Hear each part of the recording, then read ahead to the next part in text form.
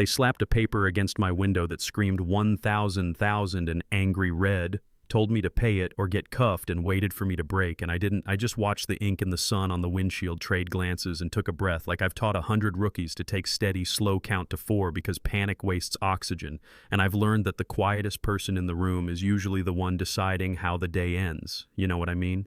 And while the shoulder of the road turned into a small-town stage with phones lifted and a couple of folks pretending they weren't watching, I looked at the officer's grin that didn't reach his eyes and made a decision. I've made in war zones and grocery lines and city hall meetings say nothing until it matters and then say only what you can carry. The ticket didn't get smaller, the moment just got bigger, and the man at my window, sunburned neck pen tapping his clipboard like a tiny gavel, leaned in to smell victory and said it again because some people think repetition makes a lie feel earned. 1 million, pay it or face arrest, ma'am. And I nodded like I'd heard what he meant and not just what he said. If you've ever been underestimated right to your face and found a way to hold your ground without raising your voice, yeah, that happened. It was a Saturday that looked like a postcard. Long rows of pines, Somerton, North Carolina, where the speed limit has mood swings and the breakfast place still writes your order on the back of a paper placemat.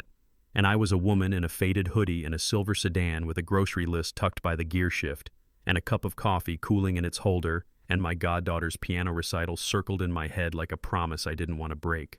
And then the lights in my rear view bloomed red and blue, and the siren gave me that one sharp whoop that says, "Pull over now," and I did gravel popping under my tires hands at 10 and 2 because old habits keep you alive. He came up like he owned the shoulder. Sergeant Bixby. Thick forearms, sunglasses that had seen more attitude than sunlight, and a smile that told me he liked theater, asked for license and registration, in a tone that pretends it's a question, glanced at my plates, noticed. The out-of-state stared a second too long at my ID like it owed him a debt. "You military, or just dressing like you shop at the base," he said. And I told him something like that because there are parts of my life you don't hand to someone who hasn't earned them, and he told me to sit tight, that phrase with a leash in it, while his partner stayed by the cruiser. Younger, nervous heel bouncing a quiet rhythm into the dust, the way a good dog trembles when the house gets loud. Later I'd learned the kid's name was Officer Trent Alvarez, and he'd remember this day for the rest of his career in a way that would help more than it hurts. But right then, he was a shadow with a badge, and Bixby was center stage tapping that clipboard, grinning at a joke only he could hear. Computer shows, outstanding citations out of Metro DC, stacked fees, daily interest, the totals. And I said calmly and without sugar, "Double-check the number before you say it out loud for your sake," because I knew he liked the sound of his own authority, and I wanted him to hear the echo later. And he leaned in, like I'd sprouted fangs, and asked if I was threatening him, and I told him I was reminding him. Then he spoke the number like a dare, 1 million, and the sidewalk theater across the 2-lane went hush, in the way crowds hush when they smell a scene. There's a thing that happens in the body when someone tries to humiliate you, and you choose not to panic. Your heart changes its beat, not faster, not slower, just calibrated, like it knows the room got colder and you still have to pick up the glass without dropping it. And that's what I felt, calibration, not fear. So I looked at the paper, eyes on those 6 zeros bleeding red, set the ticket on the passenger seat beside my untouched coffee, and said the politest defiance in the English language, "Thank you." And Sergeant Bixby tapped my roof twice with his knuckles like he'd baptized it, told Alvarez to start the inventory for impound, and pivoted to the audience. A few folks with phones held up high, a trucker leaning on his horn out of boredom, a teenager narrating under his breath.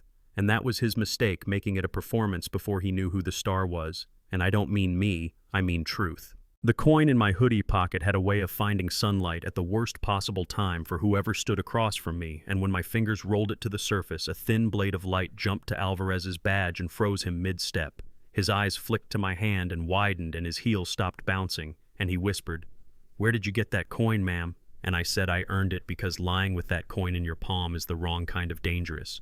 And Bixby snorted something about online auctions, and the crowd chuckled, but the chuckle didn't stick because the shoulder of the road did that other kind of quiet, the predicate kind, where the next sentence changes the story. 3 black SUVs slid to the curb like they'd been invited, not loud, just certain, and doors opened in a choreography that only looks dramatic if you haven't seen it 100 times, which I had, because certainty carries itself like a whisper that knows it will be heard. And the tall one in the dark suit walked straight to Bixby, said his name without asking what it was, flashed a leather case with a seal that makes grown men forget their lines. Joint Staff, Security, Department of Defense, step away from the vehicle. And when Bixby tried to square up and recite the phrase, I was conducting a lawful stop like it was a magic spell. The agent didn't blink. He simply shifted the script. You issued a citation claiming outstanding fines totaling $1 million to General Zora Hayes, Commander Northern Defense Command. Eyes to me. General and the sidewalk theater went dead silent, except for one small "oh" from across the road. And Alvarez closed his eyes and opened them like a person who wakes up taller, and in that breath the twist landed, not because I suddenly became someone else, but because the story so many people wanted to tell about me couldn't sit up anymore. I stepped out of the car because silence by itself isn't leadership. Posture is breath, is the way you claim the space your body already occupies is. And I did what I always do. Shoulders back, chin level, feet planted, not to perform, just to be equal to my own name. And I said what I say to hot rooms and cold rooms and rooms where nobody knows where to look. Officers, not every uniform looks the same, but some outrank you in ways you can't imagine. And that line wasn't sarcasm. It was a hand held out to a better choice because humiliation is cheap, and I don't pay for cheap. And Bixby grasped for procedure, like a man reaches for a railing he's already let go of. Said, I'd refuse to answer. Said obstruction. Said non-compliance, the words you say when you want the room to forget what it just saw. And I let his words sit, and then I answered. I complied with the law, Sergeant. I declined the theater. We can replay your body cam if you like. And the agent nodded. Body cam secure. Live stream too. And the phones on the shoulder drank every syllable and sent them to 1 million feeds, and you could see in a reflected screen the red 1,000,000 like a neon wound that finally had a medic. Alvarez stepped closer without challenging the perimeter hand's visible voice low and steady in a way that said his father taught him better than his training did, ma'am. I'm sorry. I should have said something stronger, and I believed him. Not because his eyes were soft, but because they were not trying to be anything but honest. And I told him, you didn't need to know who I am, you needed to know. The rulebook applies to everyone the same way, especially when nobody's watching. And he nodded in a way a person nods when a lesson lands on bone. The agent handed Bixby a white envelope thick with paper. You are suspended with pay pending federal review weapon, holstered hands visible, sit on the curb in the shade until a supervisor arrives. No phone, no media. And Bixby's mouth opened and closed like it was learning a new language and didn't want to admit it. That grin he wore at my window had gone wherever bad grins go when the bill comes due. At the precinct, the chief watched the clip loop in an office that smelled like old coffee and newer worry jaw muscle working like a knot under skin. He called records, he called the city attorney, he called a number on a sheet marked in ink that said, do not call without a very good reason. And he said he had one. And a man from national security walked in without knocking and told him this matter was above his pay grade, which isn't an insult when it's true. And the chief tried to say it was an honest mistake because that's what people say when they want to pull a blanket over a cold floor. And the liaison answered the sentence that lives in my bones. Ignorance is not a shield. When prejudice is a factor, Chief, do not make it smaller with your words. And for once, a room full of adults chose to be adults. I went home to a one-story brick with a pin oak that drops leaves like it gets paid by the hour, and a squirrel who thinks he pays the mortgage, set the ticket on the kitchen counter, and the coin beside it turned on the TV, while my dog Lacey put her head on my knee the way she does when she knows I'm pretending to be fine, and my phone buzzed with National Security Advisor Kim Lancaster on the screen. Voice, even like a metronome in a fire. Zora, the country is watching. We can manage this quietly, or we can let it burn. And I said the line that till then I'd only said in my head, manage or silence.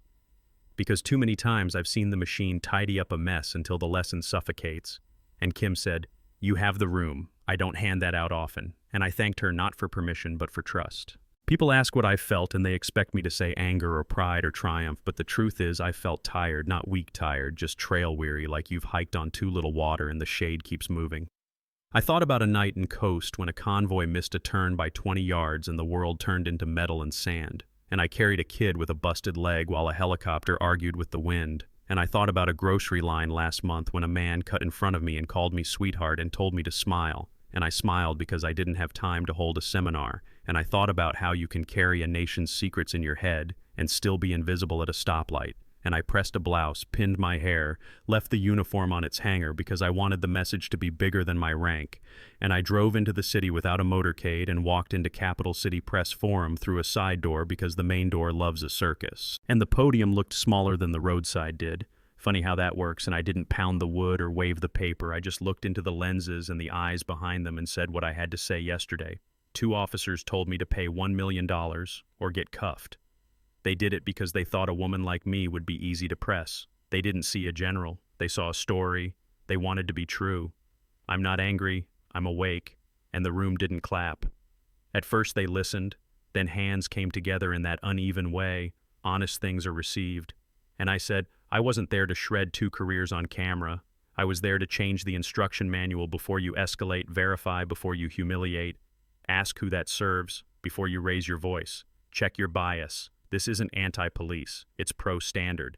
If you can't hold the line equally, you shouldn't hold the line at all. Simple isn't easy, but it is simple. While I spoke, the precinct interrogation room glowed cold. Bixby and Alvarez side by side with coffee that had given up steam, a TV on the wall showing my face without sound. A lieutenant sliding 2 envelopes across the metal table, suspension notices pending federal review. Alvarez swallowing and whispering, I'm sorry. To no one in particular, and everyone at once. Bixby staring at the paper like it had teeth. The lieutenant saying intentions don't erase consequences.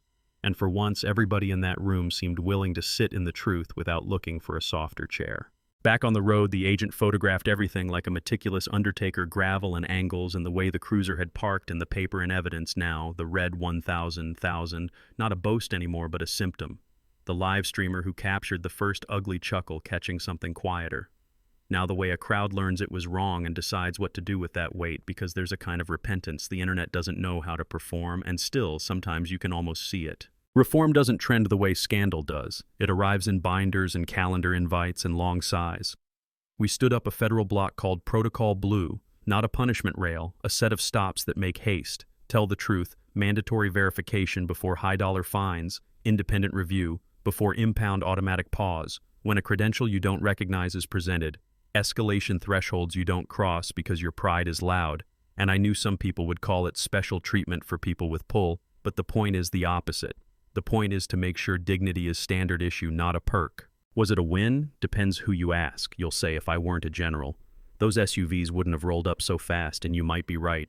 That's the sore tooth under the smile, and it deserves to be pressed. Here's what I know. The goal isn't to make sure a general is treated like everyone else. The goal is to make sure everyone else is treated like a general when it comes to the law and basic respect. You can fight me in the comments, and we'll both be better for it. I didn't lobby for a public firing because revenge is a sugar rush that leaves you hungry.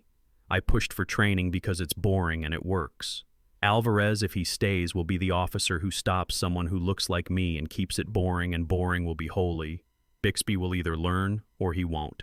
And that part isn't mine to micromanage. The review board knows my name, but doesn't need my fingerprints on its scales. And that's another form of respect. Not every door needs my hand on the knob. Did Somerton change the town? Put out a statement composed, I'm pretty sure by 4 lawyers at one keyboard. The chief stopped naming the problem softer than it is. The mayor called me and stumbled through a thank you that tasted like humility and fear. Online, people drew battle lines and wandered across them and drew them again because that's how conscience works in public. Messy, repetitive 2 steps forward, and then a rant. And meanwhile, I made it to the second half of the recital, sat in the back behind a row of ponytails and proud moms holding their phones like lanterns. My goddaughter Stevie spotted me, grinned an off-balance grin that looked like a question mark. I lifted the coin between 2 fingers and she beamed, like I'd held up a trophy, and she played the piece that had terrified her all month, and when she hit the hard part, her foot went wild and she got through anyway. Afterward, she asked me if the police were the bad guys, and I told her no. I told her the bad thing is the story in your head that you never examine. I told her power is just responsibility with a flashlight, shine it the right direction. That night, I framed the ticket and the coin in a shadow box, not as a victory lap, as a reminder that size on paper doesn't scare me, and silence is a choice, not a cage. My dog curled at the foot of the bed like the day had finally unclenched its fist. And I lay there with the window-cracked cicadas doing that late summer chorus, thinking about a shoulder of road that belongs to nobody and everybody. Somewhere, a young officer takes a breath before approaching a window and checks his story at the curb.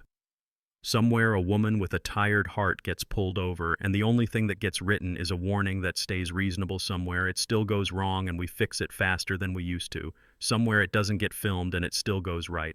That's the dream. Not a headline, a habit. So tell me this, and don't be shy about it. Was I right to hold my tongue until it mattered, or should I have burned the whole thing down on the curb? Do you think the million on that paper was a glitch, a flex, or a mirror? What have you seen that looked small at first and blew up the second you named it? Honestly, where does respect begin for you? In the badge, in the uniform, in the voice, in the act? And if you've got your own roadside moment, the kind that never left your chest, lay it down here, argue with me, agree with me, push back hard. If you need to hit, like if this woke something up, subscribe, if you want more quiet storms. But most of all, drop your story in the comments, and let's make the conversation heavier than the headline.